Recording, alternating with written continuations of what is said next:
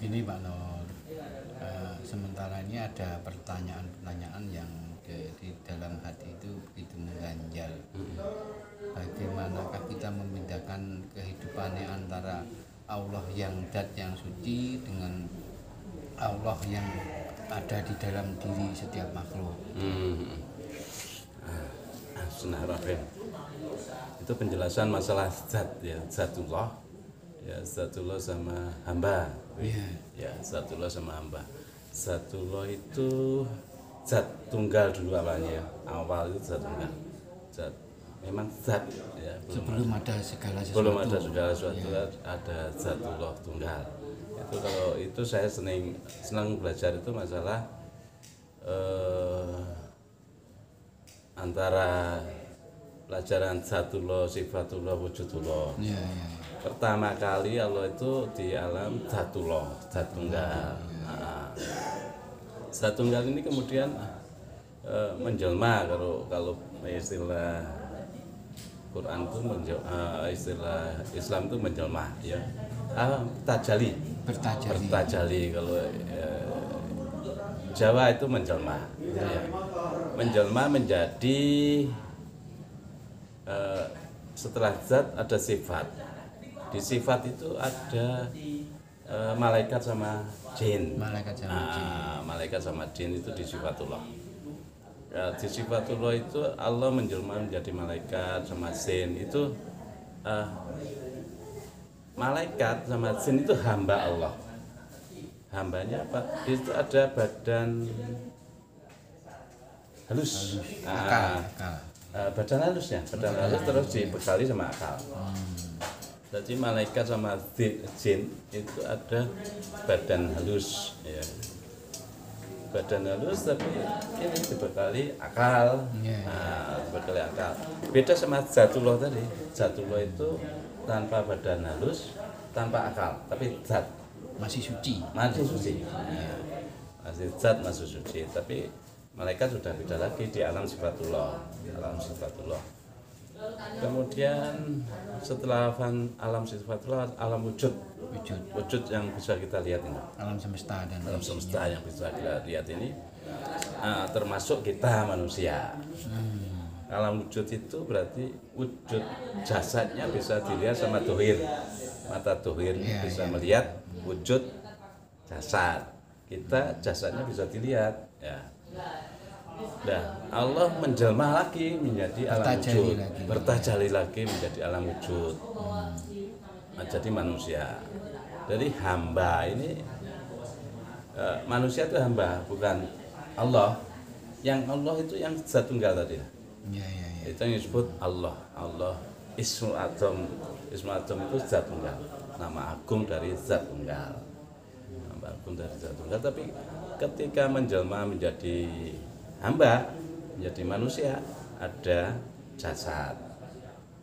Tapi di dalam jasad itu ada ruhnya loh. Allah meniupkan ruh itu pada saat manusia di dalam kandungan janin, masih di janin di umur sekitar 4 bulan, itu ditiupkan ruh. Ruh itu sebenarnya zatullah. Nah, bedanya nanti, ya, biar jelas. Ruh itu sebenarnya zatullah. Juga zatullah. Tapi begitu masuk ke alam jasad itu disebut ruh, bukan zatullah lagi. Zatullah yang sudah masuk ke jasad kita, namanya menjadi ruh. Itu untuk membedakan, oh ini loh zatullah, oh ini loh hamba, begitu. Sehingga nanti kalau tidak ada beda itu orang bingung. Ya, sementara ini di pemahaman umum yang banyak beredar itu kan banyak yang menyebut akulah Allah. Nah, itu tuh penyebutan seperti itu gimana? Itu kita perjelas sekarang. Kalau zatullah itu tidak ada akal, tidak ada jasad, ya. Kalau menjelma menjadi manusia itu sudah bercampur, zatnya sudah bercampur. Iya, ruhnya adalah zatullah, tapi sudah bercampur sama jasad, wujud jasad. Sudah bercampur sama akal, sudah bercampur sama nafsu. Ini tidak bisa disebut zatullah lagi. Nah, yang punya zatullah itu satu, tunggal. Itu satu. Itu bedanya. Bedanya kalau Allah berarti zatullah. Yang mempunyai nama Allah itu cuma satu tadi, satu. Yang lain enggak Yang lain bukan Allah. Yang lain enggak punya wewenang untuk bernama Allah. Itu. Yang lain adalah hamba. Ini yang beda, Bu. Banyak tahu sekarang ngajarin akulah Allah gitu. Kalau sudah makrifat nanti jenengan tahu bahwa aku ini Allah. Gitu. Yang ngomong ini Allah gitu. Padahal sudah bercampur jasa, sudah bercampur nafsu, sudah bercampur akal. Kalau zat suci tidak bisa, itu makanya disebut hamba. Hamba itu atau hamba Allah gitu. Jangan dipisah. Hamba Allah. Hamba Allah. Di dalam hamba, di dalam jasad pasti ada Allah, ada ruh gitu loh. Namanya hamba Allah. Ini bukan Allah loh, hamba Allah.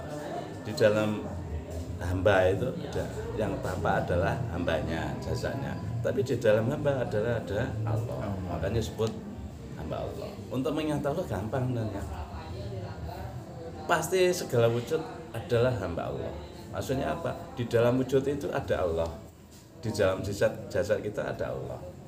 Tapi kalau sudah campur sama jasa, sama akal, sama kalbu, sama nafsu ya, itu jangan Allah lagi, tetap hamba. Itulah bedanya.